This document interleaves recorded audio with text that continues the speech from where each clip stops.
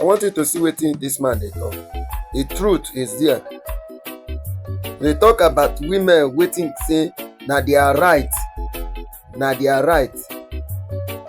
that a man must be giving them money.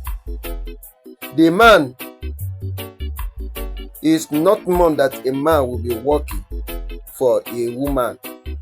I want you to watch. Women should look for something doing too. Men don't suffer for this our generation now. Women, you people should listen to this. So it's very important to take this. Stop disturbing. That's why men are going back now. Nowadays, they don't want to marry because of they suffer. If a man did not have 10 million into his account, not have 2 million into his account, you will not marry the man. You will not. The men are now run. So let's know and correct ourselves. Correct yourself, women. When I see people make statements like a man that doesn't have 30 million cannot date me, I'm asking, how much do you have? And why, if I had 30 million, why should I put it on your brain that is bringing out this kind of conversation? Right? I would not, because intellectually, we can't be compatible.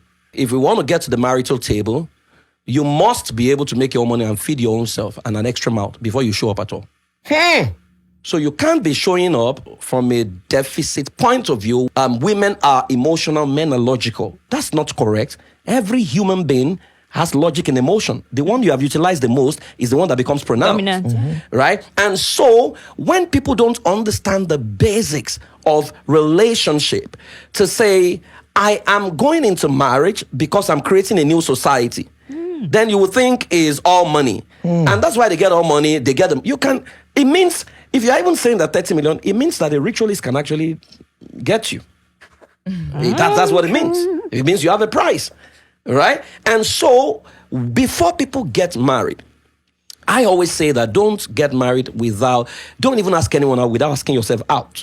Because that's where it starts from. So I ask, if you're going on a window shopping and you see yourself being displayed, will you buy yourself? When you understand fatherhood, you may actually say that you don't want to be a father. And you'll be right. Because I see people just think that, fatherhood is, I can provide money. Right? Fatherhood is, I can pay school fees. Fatherhood is, I give birth to you. No, it doesn't work that way, because the fact that you donated the semen doesn't make you a father. It's a role, because of course you have sperm banks, and it's the same way we have sperm bank, we have mobile sperm banks. So if a man donates a seed and runs away, that's a mobile sperm bank. You can't say he's a father. If you don't dictate to people what they should call you, they will call you anything. One day I was in the US and I was having a meeting, and it was an all-white meeting. I was the only black man in the meeting.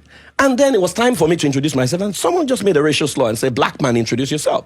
But I wasn't moved, right? Because my father raised me to tell me that I was from Idoani in Ondo State. My mother raised me to tell me that she was from Ikpele. But when I began to do my research, I went deep and I realized that Idoani was founded by the son of King Ewari from Edo State. My mother's hometown was also founded by another, prince from Edo. So I'm from Edo. So I began to dig deep into Edo ancestry, and I realized that Benin Kingdom was one of the most sophisticated kingdoms in the world in the ancient world, 1300 to 1700. Benin had a semblance of street lighting before Berlin, before New York, before London. Right? They had the best road network. So I stood up at the meeting and I said, I am a descendant of the ancestry that built the first smart city in the world, and it's called Benin Kingdom. My name is Praise Fowowe, and I'm a prince. The entire room went quiet. During tea break, everyone came to me to say, "Can you tell us more about Benin Kingdom?" I said, "Google is your friend. Check it." And so they started asking me, "What about the Benin world? Is it still standing?" And blah, blah, blah, blah, blah. Right. Why was I able to do that? I tapped into my ancestry. I knew who I was. And so whatever you call me, because if you don't dictate to people what they should call you, they will call you anything. They'll call you anything. And so our children don't have a sense of history, don't have a sense of ancestry. And so people call them anything and it gets them upset.